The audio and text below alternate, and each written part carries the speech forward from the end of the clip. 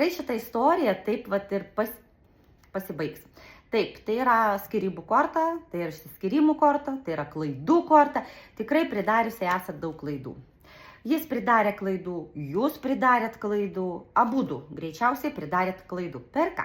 Per savo naivumą, kvailumą, neapdairumą, per skubėjimą. Žinot, kaip eini griebi ne tą, ką reikia, ne tą pasakai, ką reikėjo pasakyti. Ir gavosi toks nesusipratimas. Dabar tarp jūsų greičiausiai toks metas, kai jūs abudu sužeisti, jūs sužeista. Norit sužinoti, ar jam taip pat skaudu kaip ir jums? Rašykit man asmeninę žinutę ir mes užklausim taro kortų.